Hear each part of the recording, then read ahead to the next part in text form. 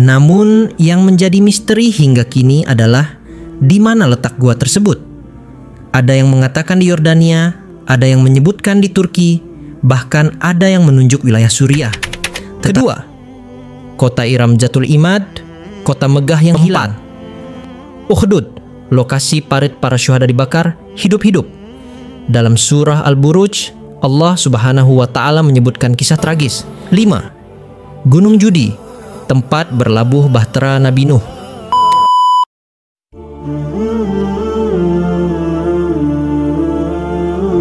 Assalamualaikum warahmatullahi wabarakatuh.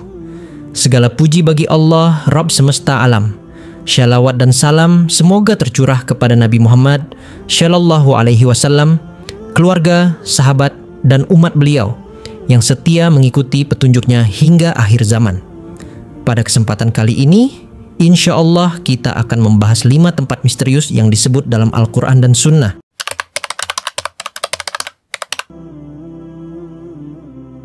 Yang hingga kini lokasinya belum diketahui secara pasti atau masih menjadi bahan perdebatan di kalangan sejarawan dan para ulama. Tentu saja misteri ini bukan sekadar cerita kosong. Ada hikmah besar di balik semua itu, sebagaimana disampaikan oleh para ulama tafsir. 1. Gua Ashabul Kahfi, kisah pemuda yang tertidur 309. Tahun Allah Subhanahu Ta'ala berfirman dalam surah Al-Kahfi ayat 9. Apakah kamu mengira bahwa orang-orang yang mendiami gua dan Raqim itu, mereka termasuk tanda-tanda kekuasaan kami yang menakjubkan? Quran Surat Al-Kahfi ayat 9. Ashabul Kahfi adalah sekelompok pemuda beriman yang menyelamatkan diri dari kezaliman penguasa dengan bersembunyi di dalam gua. Dengan izin Allah, mereka pun tertidur selama 309 tahun. Namun yang menjadi misteri hingga kini adalah di mana letak gua tersebut. Ada yang mengatakan di Yordania, ada yang menyebutkan di Turki, bahkan ada yang menunjuk wilayah Suriah. Tetapi Allah tidak menyebutkan lokasi pastinya. Kata Imam Qurtubi, hal ini menunjukkan bahwa yang terpenting bukanlah tempatnya, tapi pelajaran dari keimanan dan keberanian mereka dalam mempertahankan akidah. Dan ini dikuatkan oleh Ibnu Katsir yang mengatakan bahwa gua itu sengaja dirahasiakan sebagai bagian dari ujian keimanan dan agar manusia tidak mengkultuskan tempat tersebut.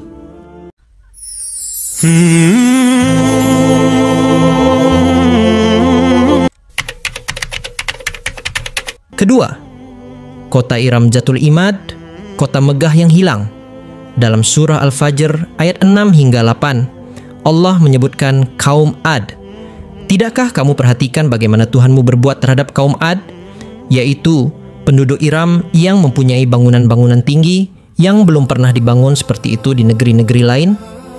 Quran Surat Al-Fajr ayat 6-8. Kaum Ad adalah kaum yang sombong, seni kuat, dan kaya. Mereka membangun kota besar bernama Iram Zatul Imad. Namun kemudian Allah membinasakan mereka karena kekufuran. Hingga kini lokasi kota Iram masih menjadi misteri. Ada yang mengklaim bahwa kota tersebut ditemukan di padang pasir Rub al-Khali melalui citra satelit, tetapi itu pun masih diperdebatkan.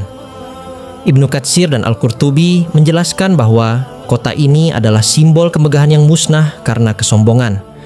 Kehilangannya menunjukkan bahwa tidak ada kekuatan yang bisa melawan kehendak Allah.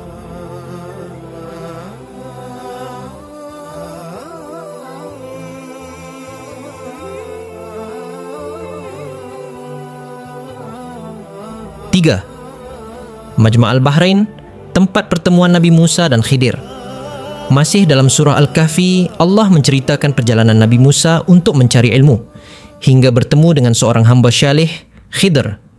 Aku tidak akan berhenti berjalan sebelum sampai ke pertemuan dua laut, Majma' al-Bahrain, atau aku akan berjalan bertahun-tahun. Quran Surat Al-Kahfi ayat 60. Namun, tidak dijelaskan secara gamblang di mana letak Majma' al-Bahrain ini. Beberapa tafsir klasik menyebutkan bahwa mungkin itu berada di sekitar Laut Merah atau di antara Laut Kaspia dan Laut Hitam. Tapi tak satu pun yang bisa dipastikan. Para ulama seperti Imam Nawawi dan Al-Jalalain menegaskan bahwa tempat itu tidak disebutkan secara pasti karena inti dari kisah itu bukan geografi, tapi nilai-nilai tentang ilmu, kesabaran, dan takdir Allah.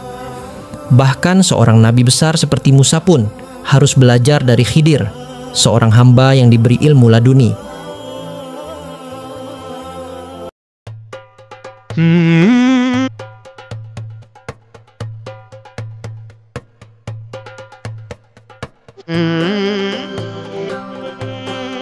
Empat, Ukhdud, lokasi parit para syuhada dibakar hidup-hidup.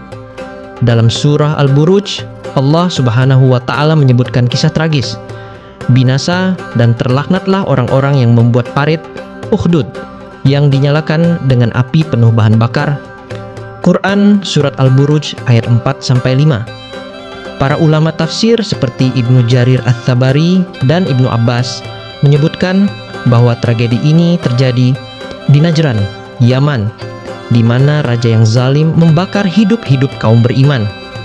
Namun, bukti sejarah dan arkeologis dari lokasi parit itu masih samar, bahkan sebagiannya tidak lagi tersisa. Hal ini bisa jadi karena wilayah tersebut telah mengalami perubahan besar secara geografis dan politik. Menurut para ulama, hikmah dari kisah ini adalah teguhnya iman orang-orang yang dibakar, dan Allah mengabadikan kisah ini agar menjadi pelajaran tentang kezaliman dan kesabaran.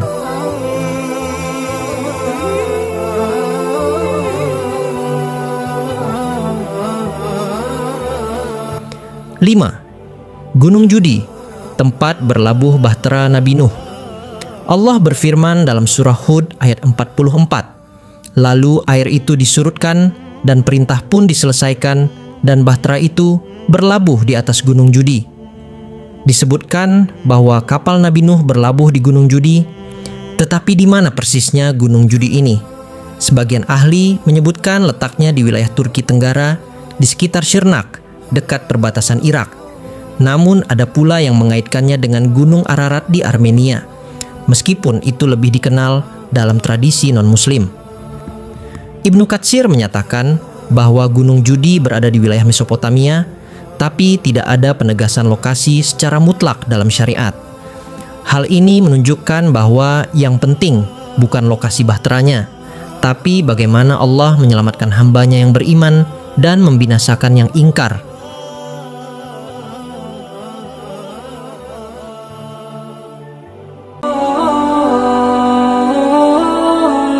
Saudaraku, dari 5 tempat ini, Gua Ashabul Kahfi, Kota Iram, Majma' al-Bahrain, Ukhdud, dan Gunung Judi, semuanya mengandung pelajaran akidah, kesabaran, keimanan, dan kekuasaan Allah.